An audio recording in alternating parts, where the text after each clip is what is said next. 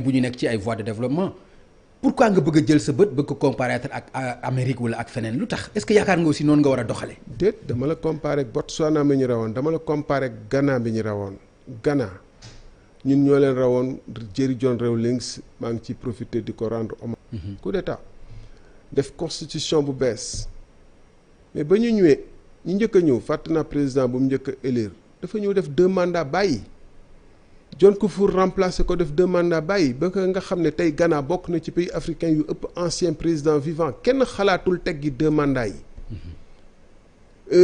yeneen réew ak ñu ngi fi Afrique Botswana Malawi yi lu ma lay wax nii loolu tax man dama la njëkk a tibbalay exemple ci Afrique ne institution yu dëgër bu amul ci ay réew c'est pas la peine ñuy wax démocratie c'est pas la peine ñuy wax développement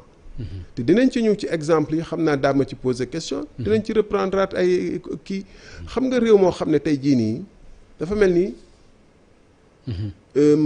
état bi ni ngay gisee mu gën a nërmeelu dinañ ci ñëw ci ay exemple bugguma la jiitu ci sa question. non y a pas de souci nag ma. d'accord allez-y ba lay déglu. non dama ni. xam nga lu ñu mën a reprocher le plus fondamentalement c'est institution république yi ñu waroon taxawal sénégalais yëpp xam ne boo am na fa mbaxana nekkee benn sénégalais yëpp am confiance ci seen système. de force de défense et de sécurité Sénégal am confiance ci seen école wóolu ko bu boobaa dinañu mën a ne justice am na état bi am na état dans sa plénitude. non mais léegi man xam nga Thierno pourquoi ma am problème ci sa discours bi yow da nga nekkoon acteur waxuma rek nga nekk observateur non mais da nga nekkoon acteur nekk dans le gouvernement nekkoon ministre. xam nga xanaa wooy jooju du jeex parce que. non mais loolu mënul ñàkk mais parce que discours bi mënoo ko tenir te doo dégg loolu. waaw loolu mënoo ko bañ a dégg. non dama lay tooñ rek mais kontaan naa ci ni nga ma laajee loolu xam nga damay kontaan ci ñu ne acteur démb la moo doon 12e anniversaire APR ci membre fondateur yi lañ bokk. lañ bëggoon xeex pour mu am jàmmaarloog nguuru Ablaye Wade. pour que bu ñëwee mu am changement dekkal ngor lu tax mu ne dekkal ngor lu tax ñu def assise nationale te assise nationale yi may def constat yi may def nii du man rek maa ko wax naa ko ci téere bi nee naa la ay premier ministre ancien premier ministre Diouf mun naa ci citer Mamadou Lamine Loum ay ancien premier ministre Wade y compris Macky Sall ay ancien ministre Senghor Makhtar Mbow toog ñoom ñëpp d'accord ni que suñu dëkk bu dee dox suñu réew bu fekkee ni doxul am na lu ci bokk ni justice indépendantul ni législatif amul extra ñu d'accord ci loolu ne bu ñu ñëwee dañ koy changer ma bokk ci acteurs yi donc comme ni nga ko waxee ba ñu ñëwee man à chaque occasion mun naa la wax ci wàllum parti bi comme ci wàllum nguur gi te téere bi vraiment dafa ñëw pour leeral loolu parce que dama yàgg dégg critiques yooyu pour l'histoire ma bàyyi ci ay exemples yu précis dama ni defuma bon damay jàll ci ARTP rek jox la benn exemple defuma 1 an defuñu 1 an ci nguur gi ma am problème autoroute à péage bi maa ngi koy wax ci téere bi ñu bëgg ma def looloo xam ne dëppoowul ak intérêt Sénégal ma ne du ma ko def premier ministre Abdoul Mbaye ba mu woowee ne ma président nee na sàngam nangam sàngam boo ko deful dañ la fiy jëlee dama ko ne al ma këyit ma démissionné moo gën a gaaw am na ci seen benn confrère Dakar Actu wax na ko ci gannaaw ba téere bi génnee mu témoigner ko donc man la ma nekk ci biir dama yàgg sama kàddu dama ko yàgg ak sama taxawaay bii ma am dama ko yàgg am te seede naa aussi du man dong waxuma ni man dong la damay seede ku mel ni Moustapha Diakhaté wax naa ko waxaat ko ni muy waxee nii ci biti ci télé yi noonu lay waxee loolu tax sax par parenthèse pour analystes yi nga xam ne loolu tamit bind naa ko pour analystes yi nga xam ne dañuy analyser APR depuis démb maa ngi dégg plateau yu bëri mais attention wax naa ko Macky Sall xamoon ne ni ñun nitu APR yi ñooy nekk sa première opposition bu fekkee ne bu bëggee changer li mu gëmoon mais loolu moom moo xamoon lu nekk ci xolam ñun mënuñu ko xam mais dafa taxaw moom léegi laa koy ci jàngat la lu weesu ngay mën a jàngat di tegle di jokkalante ba xam li mu joxe ba ñu doxee ay 2-3 ans on s'est rendu compte que pourquoi premier gouvernement yi muy xarab waa APR ne amuñu cadre amuñu ay compétences amuñu kii di dénigrer waa APR waxoon na ko loolu c'était pour mun bu noyer le chien nee nañu qui veut noyer son chien l'accuse de rage jël ñoo xam ne contrairement à ABC contrairement à Moustapha Diakhaté contrairement à Thierno Sall contrairement à keneen contrairement à Benoît Sambou bi nga xam ne mu ngi ci biir ba tey mais léegi noppi na amaana kii na ñooñu dañu doon wax seeni xalaat parce que dañu yàgg ànd ak Macky Sall di wax xalaat même ba ñu nekkee opposition xam nga donc vraiment bu ma kenn wax ni yow da nga nekkoon ci biir ba ma nekkee ci biir tamit mënu leen ma génneel non mënu leen ma génneel je dis souvent aux gens dañuy non xam nga yaa ngi woon ci biir te li ngay critiquer ci justice taxul nga génn li ngay critiquer ci leneen taxul woon nga génn bu fekkente ni am na lu tax nga génn problème mu contrat la ak Total mais du leneen non dinañ ci ñëw de tax na ma génn première fois expliqué naa ko ci livre bi lu tax ma génn première fois 2014 évidemment président buy wax moom day wax lu ko arrangé mooy nee na dafa dàq gaa yi parce que dañu perdre élection je dis dans le livre que par parenthèse d'ailleurs loolu Benoît Sambou nee na ko président li nga def ni dëppawul ak li nga wax ni dëppawul ak normal mu ne non dama ko wax nii rek pour galvaniser leen réunion secrétariat wax naa ko ci téere bi mais bref lu tax ma génn mooy man nee naa leen toog naa 6 mois avant may génn 2014 ñun wax ma sama tur ki ma koy remplacer te wax naa ko président aussi jour bu ñuy tàqaloo en 2014 dem naa une semaine Thiès wax ko ci journaux yi génne ko donc li taxoon ma génn ak xeex bi ma doon xeex ci biir Abdoul Mbaye témoigné na ci ba wax ci téereem servir ni gis na ni mun nañ def politique avec conviction et valeur. ok donc ñu dellu si man ba ma génnee d'ailleurs bu doon affaire nekk ci biir ak poste rek dama fay des mais dama dem jëlaat sama poste ASECNA ñu proposé ma yu bëri maa ngi koy tudd ci téere bi yoo xam ne mosuma ko tudd ma ne leen y compris ay poste ministre conseiller poste ministre d'État poste directeur général Sénélec et cetera man leen jëluma parce que boobu nekk naa ci état d'esprit wu il faut ma nattaat suñu rapport ak gars yi et puis di waxtaan ak suma rapport ak président et puis di waxtaan ak yenn gars yu bëri di ñu ñëw di seet si du ma wax sax ndax seen tour naka la ñu war a taxawaatee pour mun a jëlaat suñu parti loolu day am ci biir parti aussi ba tey jii nii. mais lu tax loolu defloo ko. non jéem nañu saa waxtaan nañu ak ñenn ñi mais ñenn ñi ci bu ñu ñëwee nañu defaree nii nañu jéem a jël suñu parti waxtaan nañ du waxtaanu kaw nag. mais am na ci ñoo xam ne bu ñu waxee tey bu ñu la waxee lii tey ëllëg ñu dem togg ak président wax def wala def safaan bi donc dama jàpp ni que day yomb aussi lool. waaw d'accord léegi problème mu principe la wala problème mu nit ku tàng xol la. nit la ku mënul def ak ay nit problème mu lan la problème principe la wala lan. ma tënk foofu ci comportement yi nga décrire nii yëpp quoi. ma tënk foofu xam nga lu premier ministre Abdoul Mbaye wax mooy dëgg ba ma bëggee démissionner mu ne ma affaire day yomb il faut am ñu xeex ci biir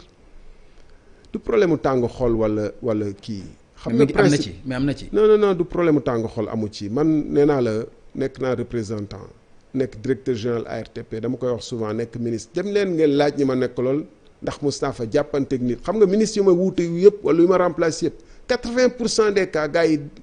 après dañuy rëcc sama li mu fa jaar du jaay suma bopp yaa ma indi question boobu ministère bu ma jaar en général 90% du temps gars yi dañuy rëcc sama jaar parce que du ma teg doomu aadama benn pression ci lu dul nag ci liggéey bi nañ ci juste ma jiitu ci nag ñëw à l'heure wàcc à l'heure nga xam ne soxlawul sax ma lay wax xëy si heure liggéey bi ma jiitu ci def ci sama kéem kàttan mais à part ça man doomu aadama yi damay jàpp ni maag ñoom ñooyam gënuma ci kenn gënuma ci donc en tant que ministre aussi naa la joxe instruction doxla la mais du ma la créer benn bundu xatal wala def benn injustice boo xam ne sa xol dina jóg. mais taxawaay boobu ci nit ñi est-ce que delloo nañu la ko est-ce que par exemple tey bu fekkoonte ni delloo nañu la ko nga créer par exemple un mouvement ou un parti politique muy la République des valeurs te engouement bi mu war a am xam nga ni amu ko est-ce que loolu itam waruloo mën a xoolaat sa comportement peut-être. ce jugement la li ci kanam réewul bët ce jugement la delloowuñ ma ko maa ngi sant yàlla ci sénégalais yi di ci profiter du nuyu sénégalais yi di leen sant bu baax. fépp fu ma génn. ñu bëri ñu may dajeel dañ may wax ni que au moins am na ay sénégalais yoo xam ne joxe nañu leçon ni que mun nañu bañ quelque chose pour la république que defuñu politique rek ngir seen bopp ak ngir seeni askan que li ñuy def lii. pour état wu Sénégal la. et bokk na ci ba ci téere bi donc. mais par exemple li tax ma wax loolu mooy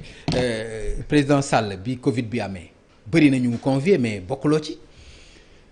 am na ñeneen ñoo xam ni peut-être gis nañu seen taxawaay ci opposition bi boole nañu leen ci est-ce que jàppaloo ni itam loolu war na mën a tax nga xool ni xëy na ci wàllu politique poids bi nga ci war a taxaw des na kam. non jàpp ma loolu du ma fi nekk nag di wax lu tax convié wu ma wala moom moo xam lu tax convié wu ma. ah non mais ñun ñuy xool kay ñu gis ñu woo ku nekk woo ñëpp Thierno Alassane Sall nga nekk fi. te boole non attends am naa ci beneen jàngat. ban jàngat nga ci am. bàyyi ma denc. non ban jàngat nga ci am. nga nekk fii ak say nawle ci opposition bi ñëpp. ñi ci gën a radical dem sax élection ñëpp ñu woo leen yow woowuñu la. waaw mais man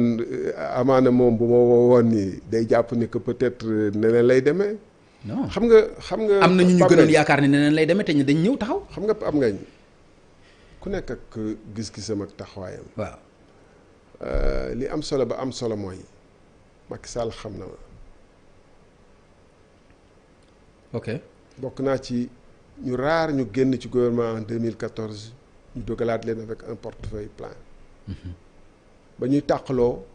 tàqalikoo du moom moo ko tànn man maa ko tànn ba ma nangu woon toog def ni ñëpp def ma nangu bu dee mu am solo nekk ak moom ànd ak moom. loolu tam wax la ju ñeneen weddi itam. xam nga loolu moom dinañ si ñëw ci téere bi. non téere bi xam nga aussi doo ko bëgg a def loo téere bi du bible te du alxuraan du li nga ci wax yëpp. téere bi du li ñu wax yëpp dëgg la am na ñu ko mën dindi aussi. ko donc jàngoo téere bi. non déedéet waxuma jànguma ko dama ne la. téere bi non mënoo ma jox sa téere ni ma wax ci téere bi téere bi du bible te du alxuraan li ñu ci wax yëpp nit ñi mën nañ ko dindi. xam nga du ma fi nekk encore une fois di werante ni dama démissionné wu ma lu président wax am na wala amul. mais dama wax ci téere bi ni am na ay seede. yu fekkee le 24 avril. xam nga man le 2 mai 2017 laa génn gouvernement bi. démissionné le 24 avril 2017 la ñu am jotaay bu njëkk boo xam ne pas ci wàllum total mais ci wàllum timis lañ doon wax. wàllum timis ok jox ma contrat bi nga xam ne ci la timis jaayee ay 30% yu ko dese woon à BP Cosmos. fekk bala loolu bind naa président de la République au mois de novembre 2016 nee nañu foqati lu timis yoroon. parce que dëppoowu ko ameewu ko ñu ni nga xam ne ci sama gis-gis dëppoo naa ak yoon ci li ma ci jotoon a xam. ak aussi defu ci dara loolu c'est important nga may ma eggalee. pour yow pour non du gudd mais c'est important nga may ma eggale loolu. 24 avril ñu toog bu fekkonte ni dama bëggoon juboo ak kii rek du ma dem fekk président de la République ne ko contrat bii ngeen ma jox pour jaay timis du ma ko signer le 25 wax naa ci téere bi ki ma woo. nee ma yow da nga bëgg a démissionner ak seede yu ko fekkee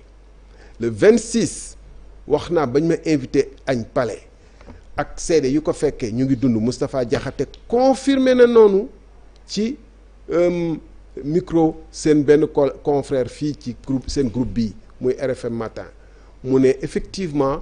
wowoon nañ ma añ le mercredi 26 avril 2017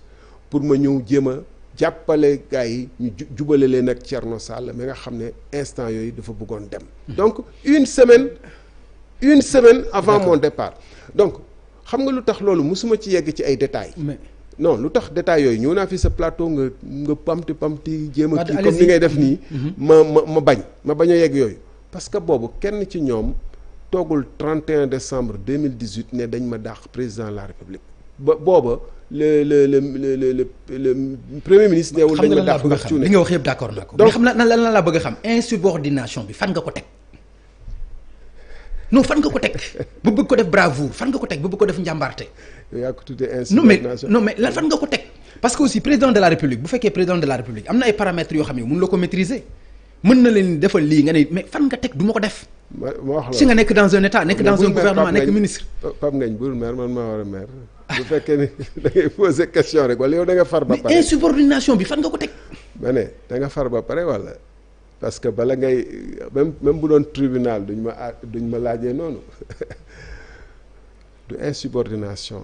dama toog télé loolu tamit maa ngi lay gërëm ci question bi dama yàgg toog ñu naan ma wéy non yow da nga nekkoon ci biir dama toog télé la fii seen groupe bi encore les affaires de la cité en février 2016 ma ne exécuter des ordres manifestement illégaux kenn waru ko def le 28 août 2016 RTS ñu laaj ma ni seen confrère Oumar Gningue ma ni bu fekkee ne gis naa ci contrat yi lu ci dëppoowul ak intérêt Sénégal wala yoon du ma ko def xam nga lu ñuy wax même dans l'armée exécuter des ordres illégaux c'est interdit foofu laa ko teg exécuter des ordres qui sont interdits et qui sont contre l'intérêt du Sénégal réew yu mu am yëpp xam nga am na ñu fii ñoo xam ne bu nguur gi jeexee rek ñu ne non li ma def président moo ma ko def la woon mënu ma woon nangam sangam non ministre de la République dafa am lu ko constitution ak ay loi de la République jox moom kese buñ ko xasee nommé boo bëggee keneen def ko da nga ko fay dindi teg fa keneen ku nangu def loolu bu fekkee ni dëppoowul ak yoon ministre bi moom moo am droit apprécier gis ni que lii dëppoowul ak intérêt Sénégal ak li ma gis dëppoowul ak yoon bu boobaa mu def ko foofu laa ko teg intérêt Sénégal ak xam ni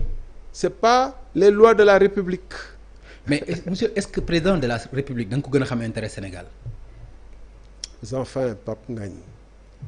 tey jii nii ñu nekk. est-ce que da nga gën a xam Macky Sall président da nga ko gën a xam lan mooy intérêt Sénégal. ñu ngi koy vivre en direct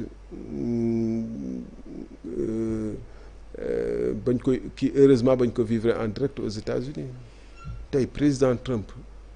mun nañu ni kenn gënu ko xam loi Amérique mais mu ngi joxe ordre yoo xam ne di convoquer ay nit et Maison Blanche di leen ne bu ngeen demee war a voter grands électeurs u Arizona wala Georgia bu leen ko voter change wëlbati leen élection yi ñooñu dañu taxaw ne mënuñu ko def parce que dëppoowul ak yoon donc président yi joxe ordre illégaux ñaata président ñoo fi joxe ordre nañu tirer sur des foules ñaata président extra président nit la loolu tax constitution bi wax naa ko ci téere bi pour répondre ay sa question bi naanaal président de la République il n'est pas supposé être un saint par la constitution un homme qui ne se trompe pas maanaam constitution réew bi jàppul ni président du juum du nelaw du gëmantu du extra jàpp nit la def ay garde-fou pour tere ko mu juum bokk ci nag muy ministre yeeg ñooñu ku nekk ñu dénk la ay responsabilité d'ailleurs moom pénalement il est pas responsable ba pare teg haute cour de justice pour moom bu defee ay njombe wala ay njuumte donc bu ñu jàpp ni président de la République lu mu wax rek noonu la déet. D'accord léegi lépp lu mu wax bu ñu jàpp ni noonu la ndax war nañ ci mën a egg ba li nga seq ak moom dans un état au palais ci reerandoo ci leneen ak leneen nga def ko dans un livre. naam mooy bu fekkente ni. est-ce que loolu yaakaar nga ni loolu sax moral maye na ko moral. moral moo ko maye ak loi ak lépp xam nga lu tax. ñun